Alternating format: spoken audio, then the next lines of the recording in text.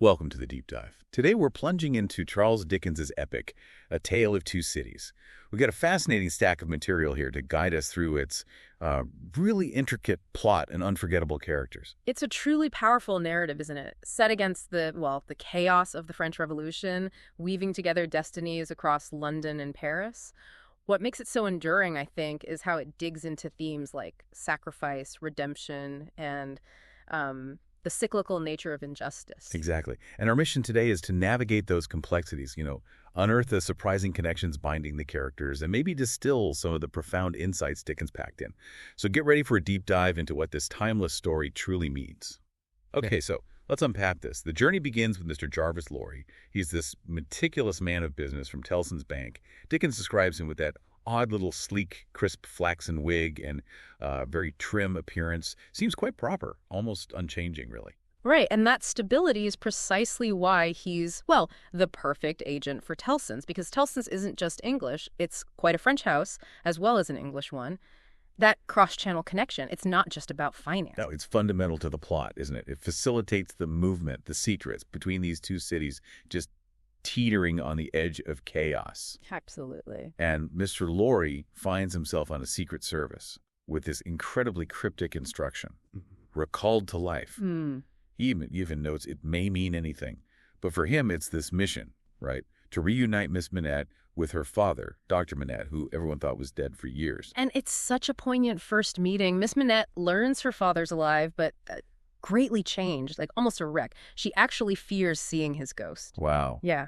Dickens uses this reunion not just to, introduce characters, but to immediately cast this long shadow of past suffering. And it brings in that central theme of resurrection right away, not just of a person, but maybe a whole family. And Lorry really stresses the secrecy, the danger involved. He says he carries not a scrap of writing openly referring to it. It makes you wonder, doesn't it? How does a profession like banking, which seems so mundane, get tangled up in these extraordinary, really perilous human dramas? It's classic Dickens, that twist on the ordinary. So from London, the journey takes them into a totally different setting, Paris. And Dickens describes it so vividly, like vile indeed to unaccustomed and unhardened senses. There's this uncontrollable and hopeless mass of decomposition in the air. Ooh, yeah, it's not just description, is it? It feels like foreshadowing, this sense of decay, of the upheaval that's just waiting to happen. Definitely. And their destination is Monsieur Defarge's wine shop.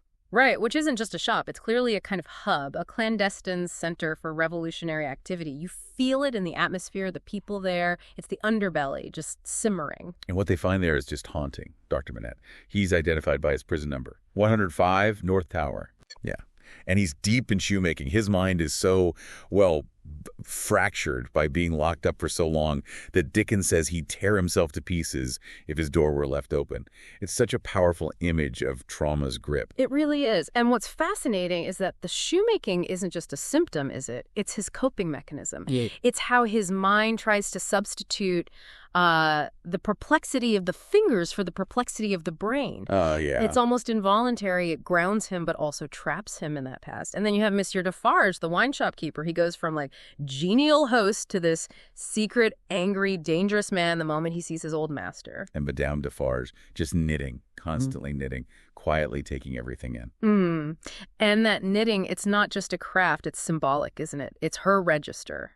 This silent, really chilling record of everyone doomed to destruction.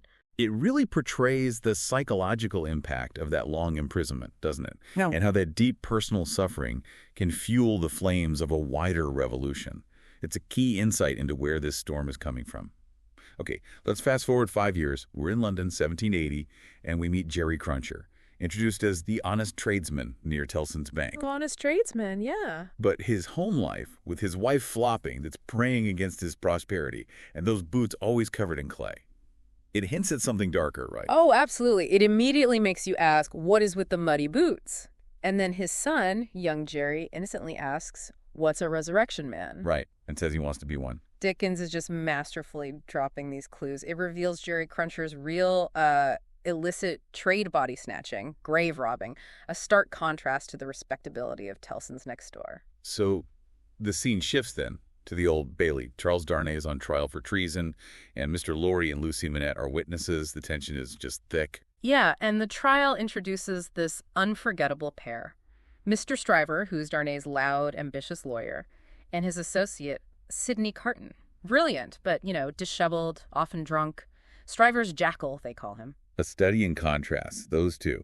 One all bluster, the other.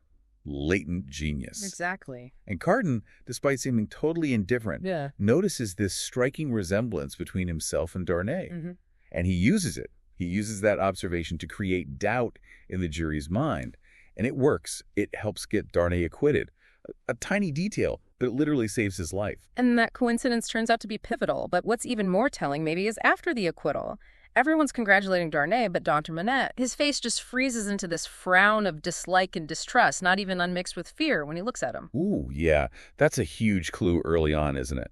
Hints at some hidden connection or a past trauma just triggered by seeing Darnay. Absolutely crucial. It really makes you think, how can these seemingly minor things, like looking like someone else, play such a massive life or death role? So after the trial, we get deeper into Sidney Carton's head. He describes himself to Darnay as a disappointed drudge, feels completely disconnected. He says he cares for no man on earth, and no man on earth cares for me. It's just profound despair. It is. But then he has this incredibly vulnerable conversation with Lucy.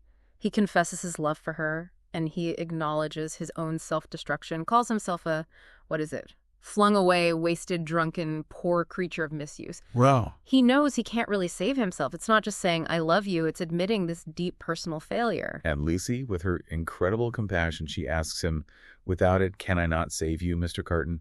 Can I not recall you to a better course? And he replies that she's been the last dream of my soul, that her presence stirred old shadows and whispers from old voices, pushing him upward. But then he says, it is too late for that. Heartbreaking. It is. And he promises never to mention it again. And he doesn't. Then, after Lucy marries Charles Darnay, Dr. Manette has this mysterious, really disturbing relapse. He goes right back to the shoemaking.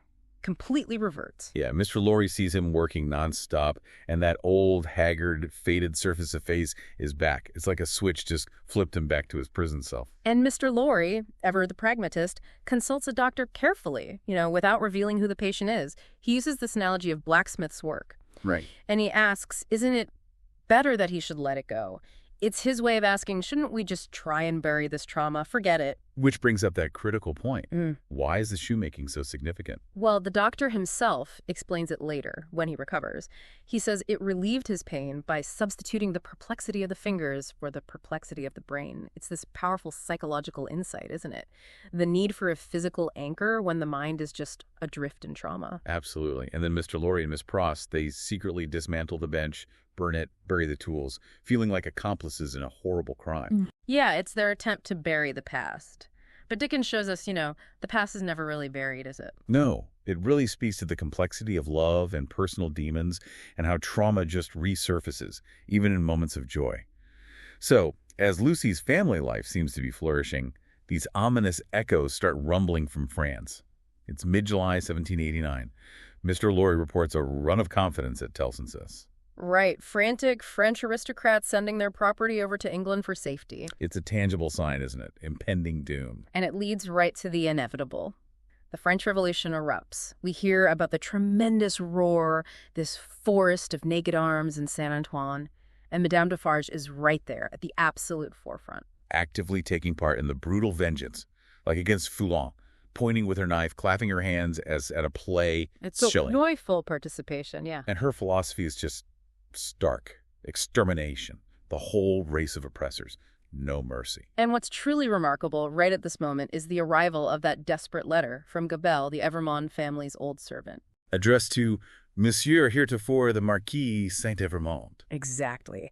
Revealing Gabelle's imprisoned, the family house destroyed, and that single letter becomes this, magnetic force. Pulling Charles Darnay back. Even though he renounced his name, built a quiet life in England, he feels compelled to return to France. He calls it being drawn to a lodestone rock. An irresistible pull, almost magnetic, yeah. Despite the obvious danger. He leaves letters for Lucy and Dr. Manette, trying to reassure them, but he leaves with a heavier heart. It makes you think, how do our personal histories, our hidden identities just collide with these huge historical events? The weight of a name, a sense of duty, pulling you right into the fire. So Darnay gets to Paris and bam, immediate arrest. He's an immigrant, denied rights, thrown in secret into La Force prison. And Monsieur Defarge, who conducts him there, shows zero mercy, states his duty flat out, to my country and the people against you. It's swift, brutal. Yeah. But this is where things take another dramatic twist for the Manettes. Dr. Manette arrives in Paris with Lucy and Laurie, and he discovers something incredible. Right. His status as a former Bastille prisoner gives him this unexpected, almost charmed life. He has immense power, this weird influence among the revolutionaries. And he uses it. He harnesses that authority to get access to Darnay, to plead his case. So at Darnay's new trial, Dr. Manette testifies really forcefully, highlights Darnay's honest life in England, his selfless return to save Gabelle.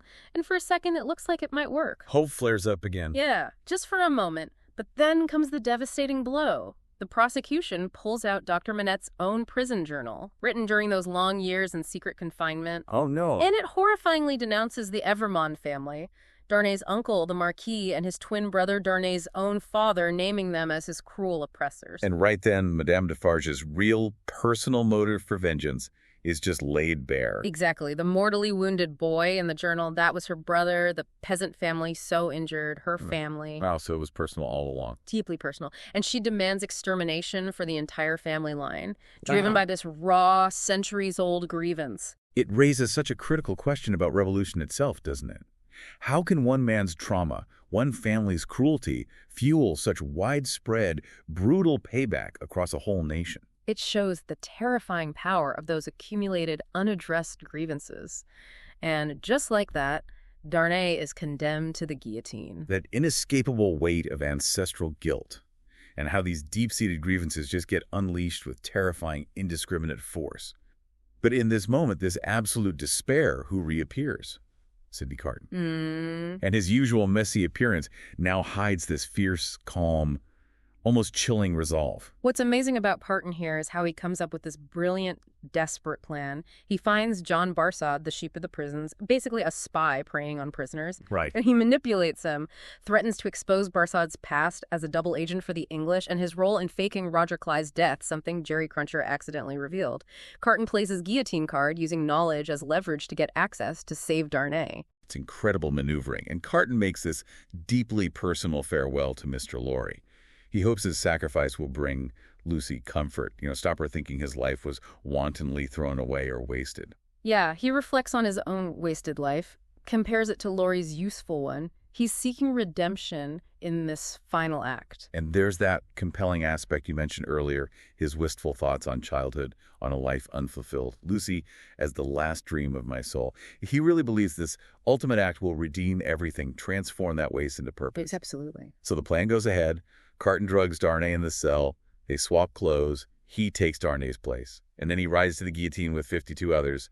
Sacrifice complete. In his final moments, they're spent comforting this young, innocent seamstress who's also on her way to die. She asks him, "Are you dying for him?" Oh, gosh. And he just whispers, "And his wife and child? Hush. Yes." It's just pure, selfless compassion right at the end, facing absolute terror. And then Carton's final vision, right? Prophetic. He sees Lucy, Darnay, their future child, who's named after him, thriving, his own name made illustrious. And he ends with those unforgettable words. It is a far, far better thing that I do than I have ever done. It is a far, far better rest that I go to than I have ever known. Chills every time. It really makes you ask, how can a life that seems so wasted find such profound meaning, such purpose in one single selfless act of love? Carton's transformation is just one of the most powerful in literature. Sure. But as Carton is making that sacrifice, there's another desperate struggle happening, isn't there? Miss Pross confronts Madame Defarge. Right. It's this incredible clash, protective love versus consuming hatred. Right. And it results in Madame Defarge's death, but also Miss Pross being left permanently deaf from the gunshot. It highlights that raw, visceral nature of loyalty and sacrifice, doesn't it? Miss Pross's fierce love against Madame Defarge's all-consuming hate. It's like a personal battle mirroring the whole revolution. And meanwhile, Jerry Cruncher, who's clearly been shaken by everything, maybe his own close call, makes these heartfelt vows. Yeah, he promises he'll never no more do the resurrection work. And he'll never no more interfere with his wife flopping, her praying. It's this small personal redemption happening amidst all the huge chaos. And the main plan works. Mr. Lorry, Lucy, Dr. Manette, little Lucy, and Darnay, who they think is Darnay, but it's Carton's sacrifice allowing it, they escape Paris. They leave the chaos behind, a moment of just incredible tension and then relief. It shows, even with massive societal upheaval and personal tragedy all around, these small individual transformations can lead to new beginnings, to redemption. Dickens really shows how individual choices can actually shift the tide. So what does this all mean for you listening? A Tale of Two Cities isn't just some historical drama. It's this timeless story about sacrifice, redemption, and the enduring power of love, even when facing overwhelming chaos. We've really seen how the weight of the past, inherited trauma, unaddressed grievances, how it can just ripple through generations, demanding some kind of reckoning, and how the fervor of a revolution can unleash both horrifying brutality and these profound acts of selflessness. Yeah, from the meticulous banker Lorry to the drunken lawyer Carton finding his ultimate purpose. Every character's journey kind of reminds us that even in the absolute darkest times, human connection and the choice to act for others, that's what can shine the brightest. So maybe consider this. What echoes from past events or maybe unaddressed injustices might still be resonating in your own life or just in the wider world around you today? And how might a single selfless act, even a seemingly small one, change the course of not just one life, but maybe generations? This deep dive really shows us, I think, that some of the most profound impacts come from the people who seem like the least likely heroes. And that the truest meaning of life, it can often be found in serving others, even right up to the very end. Until next time, keep diving deep into the world around you.